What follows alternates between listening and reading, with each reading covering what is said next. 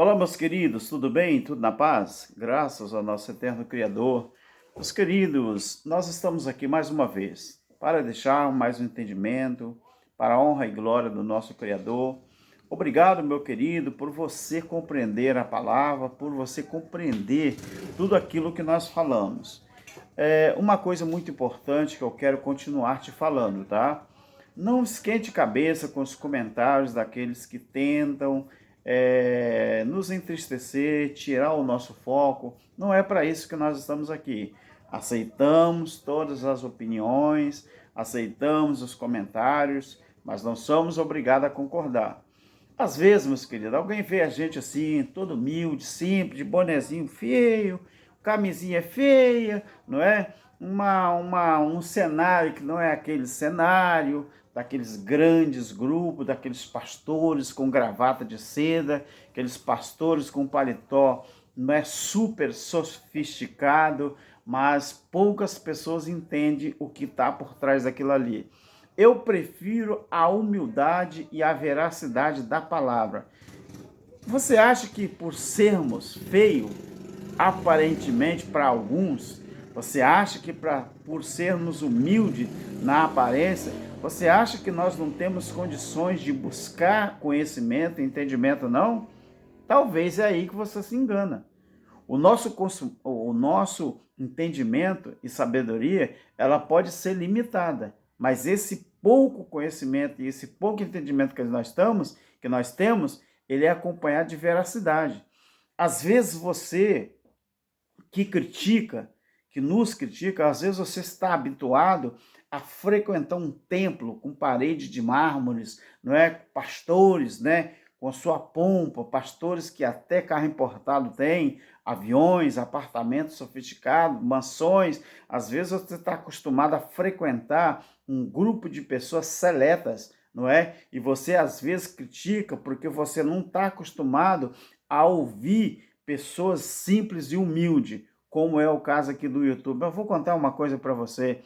E se você tivesse na época que Jesus veio, se você tivesse no mundo já, você seria um dos fariseus, ou um dos saduceus, ou um dos sacerdotes, sumos sacerdotes, que também condenaria Jesus nas atitudes que ele tomou. Jesus veio para mudar o sistema.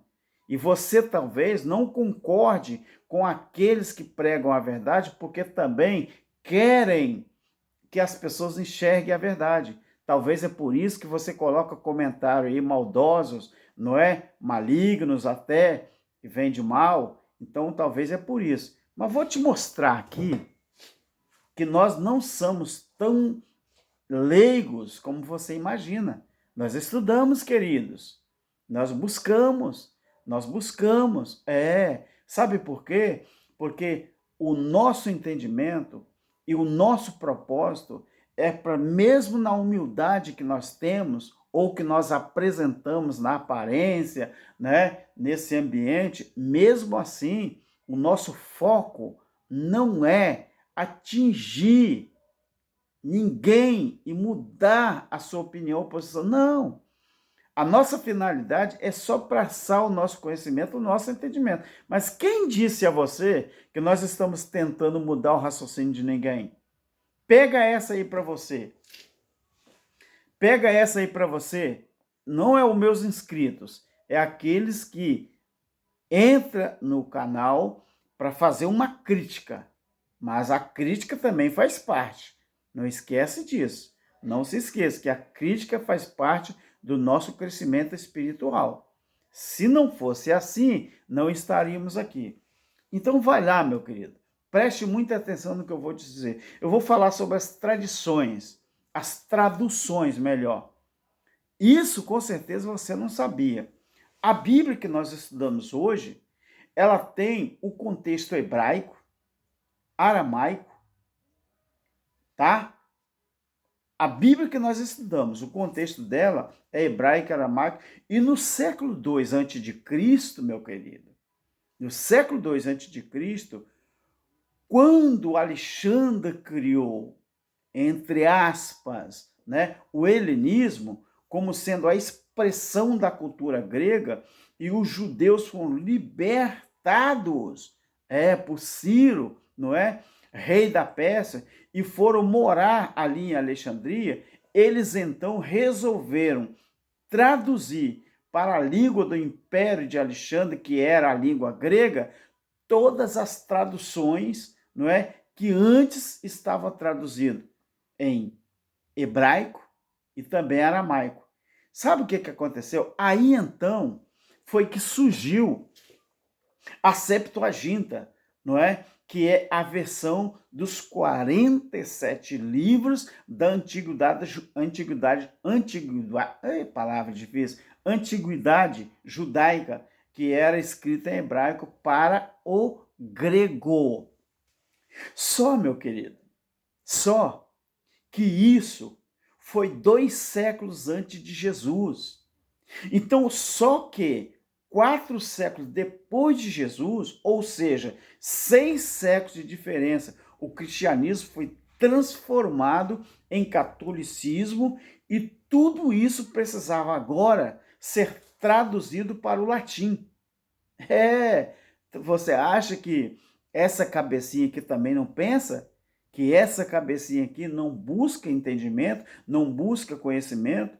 Então, depois que isso tudo foi feito, que esse cristianismo foi transformado em catolicismo, né? Tudo precisava ser traduzido para o latim. Por que o latim? Porque era a língua oficial do Império Romano, que sempre tinha perseguido o cristianismo.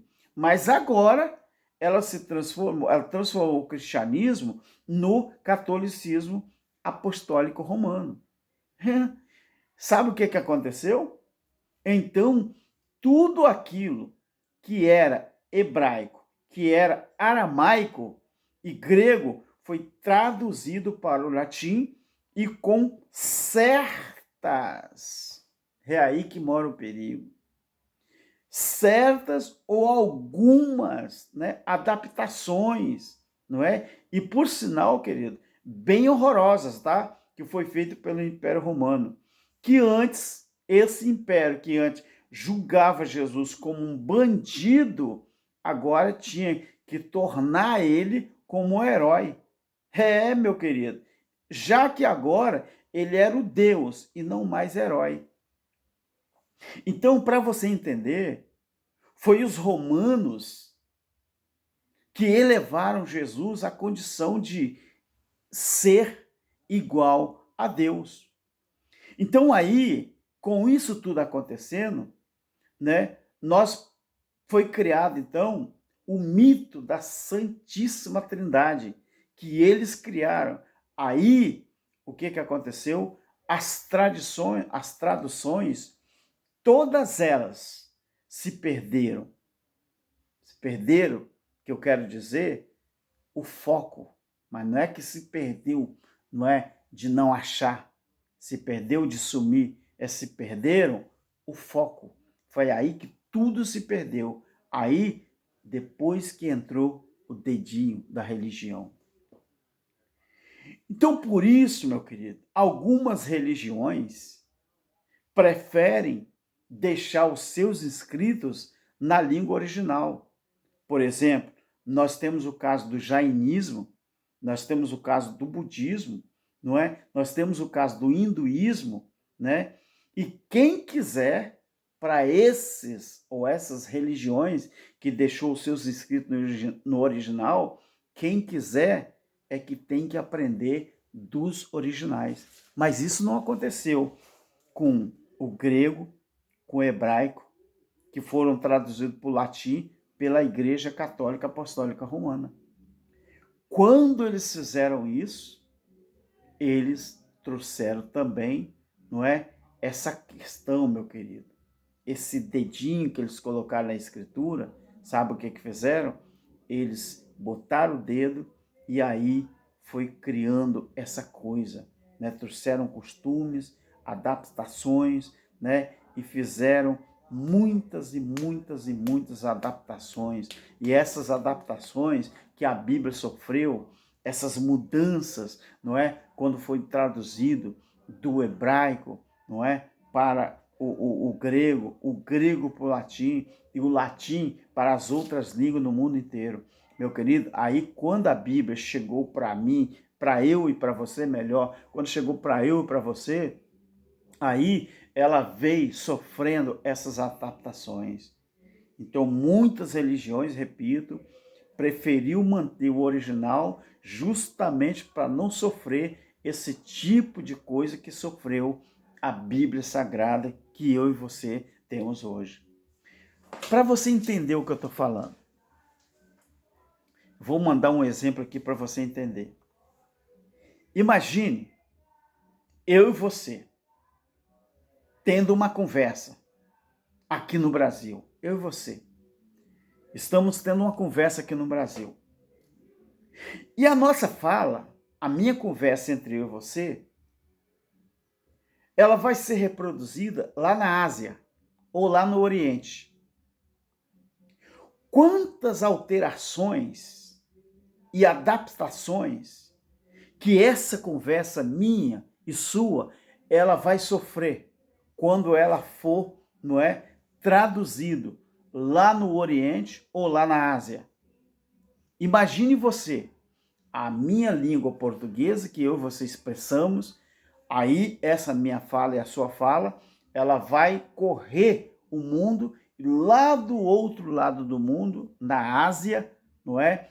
Ou lá no Oriente, então lá ela vai ser traduzida na língua deles. Você acha que ela vai ser traduzida original quando as pessoas estão com má intenções de mudar alguns aspectos da minha fala?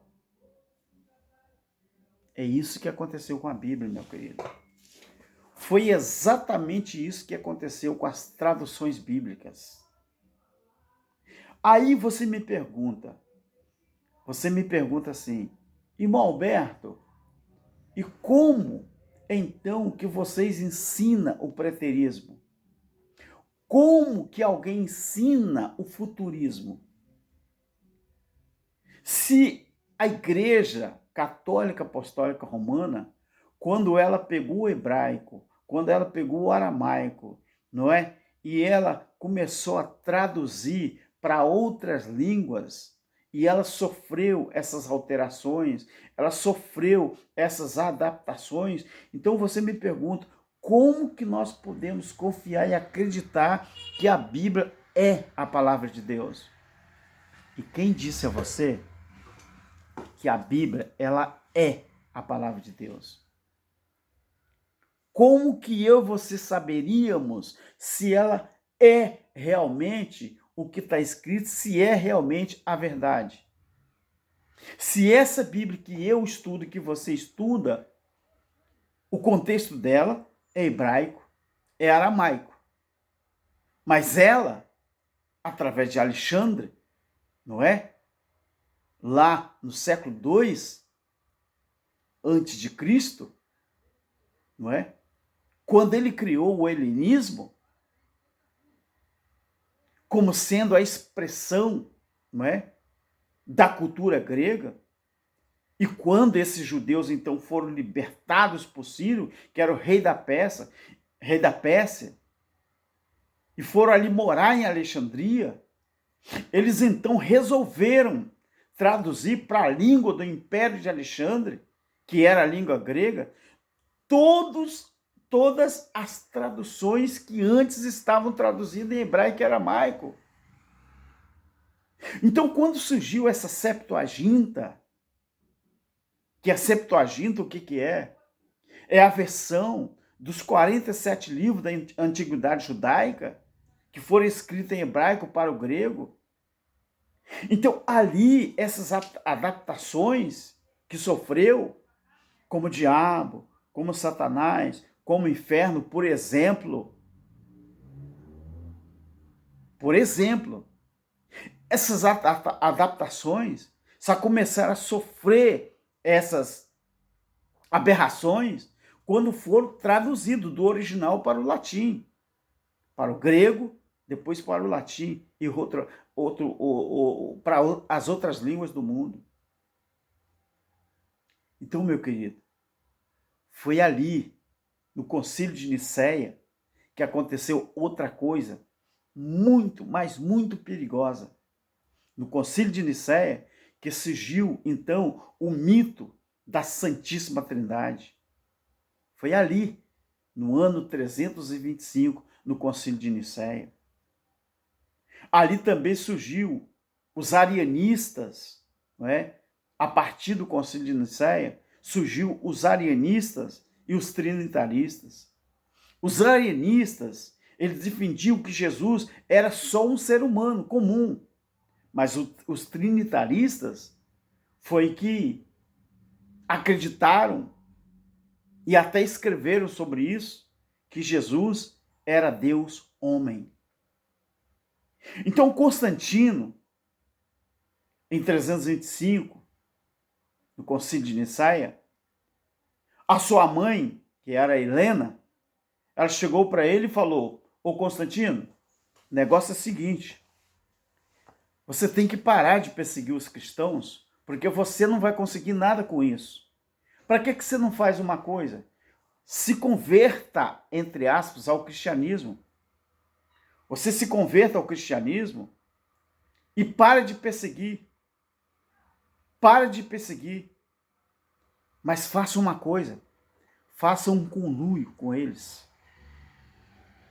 Você começa a impor alguma coisa da nossa cultura, da nossa crença, para eles, para os cristãos. E aí, meu querido, que surgiu toda essa coisa, essa crença de diabo, de inferno, de Satanás, essas aberrações que a Bíblia, no seu original, ela sofreu. Então, só para você ter uma ideia, você acha que nós estamos falando besteira? Antes de você criticar ou falar besteira, você pesquise, busque informações.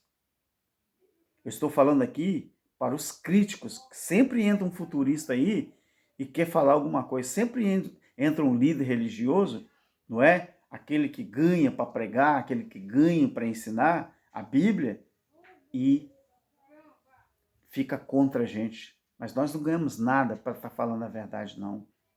Então, você deve buscar entendimento. Você deve buscar sempre o conhecimento da palavra. Aí eu te falo uma coisa. Sabe o que você faz? Você pede direção ao Criador e analisa o que nós falamos. Você não é obrigado a acreditar no que eu estou falando, do que o irmão Cláudio fala no seu vídeo. Você não é obrigado, não. Nós não somos professor de nada. Nós não somos pregadores de nada. Sabe o que nós somos? Nós só somos pessoas que têm interesse pela verdade. É por isso que nós buscamos. Então, se você não acredite no Evangelho Eterno, não acredita, e nem na multiforme graça de Deus, sabe o que você faria se Jesus viesse hoje ensinar o Evangelho Eterno, que ele ensinaria? Você era o primeiro a pegar ele, botar ele dentro do foguete, contratar a NASA e mandar ele para o espaço outra vez. Porque você não aceitaria os ensinamentos de Jesus do jeito que ele ensinou quando ele veio. Ele veio para quebrar o sistema religioso da época. E Alberto, quebrou? Quebrou não. Sabe por quê?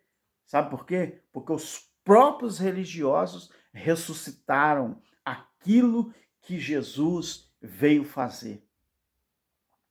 Você sabia disso, né? Ou você não sabia? Você sabia disso? Que foi os próprios religiosos que reergueram de novo aquilo que Jesus falou que ia cair e sair e ficar os alicerces? Constantino reergueu. E sabe o que você faz? Você defende o costume de Constantino. Você defende o costume da Igreja ICAR, Igreja Católica Apostólica Romana. Mas você não defende a palavra do jeito que ela é. Então, meu querido, como diz o nosso irmão Cláudio, eu estou nadando para o que você pensa. Agora, os meus inscritos, eu tenho certeza que entende a nossa fala.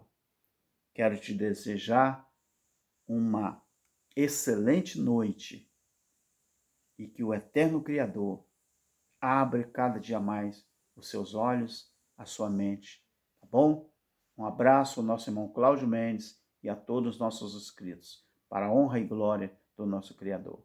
Amém.